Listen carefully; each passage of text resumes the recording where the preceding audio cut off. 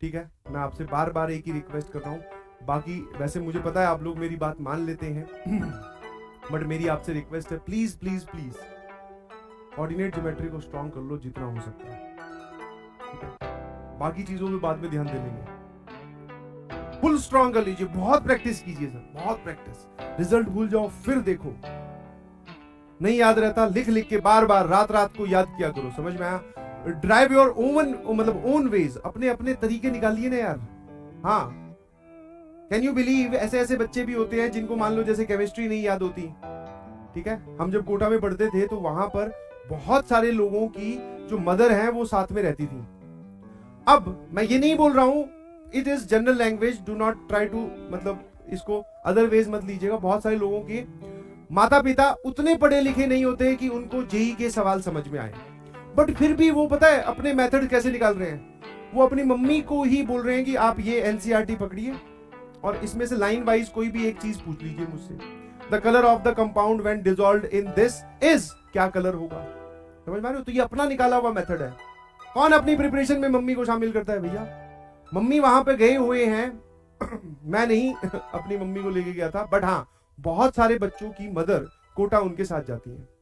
उसमें वो देखो अपना वे उन्होंने क्या निकाला कि भैया आप घर पे कोटा में क्या करेंगी, वो बैठी तो है, बस खाना पीना बनाना है, एक कमरे की कितनी सफाई होती है वो भी हो गया, सारा दिन फ्री है।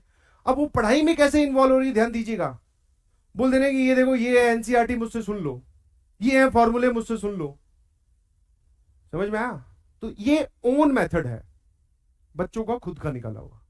समझ में आया कि नहीं समझ में?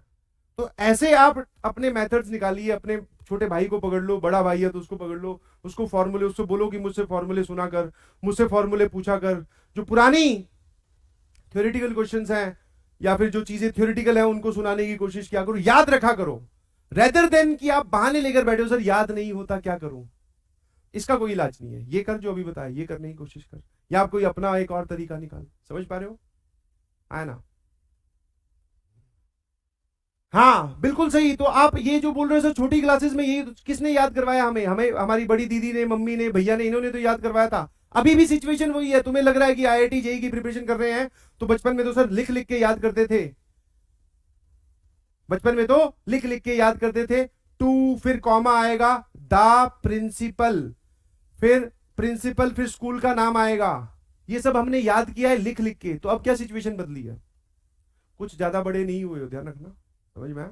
तो ये जो पुराना मेथड है दैट इज ऑलवेज वैलिड और अभी भी वैलिड है। लिख लिख के याद किया करो, एक बार याद कर लिया किसी और को सुनाया करो। वो सर ऐसे हाथ रख के कॉपी में एक बार ऐसे देखा फॉर्मूला क्या होगा नॉर्मल की इक्वेशन का, x माइनस x1 अपॉन ऐसा कुछ, फिर एक बार देख लिया, फिर उसको वापस याद किया। ये सब तरीके अभी भी वैलिड है, आप नहीं यूज कर रहे हो बिकॉज तुम अपने आप को बड़ा मान रहे हो कि मैं तो बड़ा हो चुका हूं। नहीं जी, सही हो आप, ठीक है, छोटे ही हो, you can go with the flow.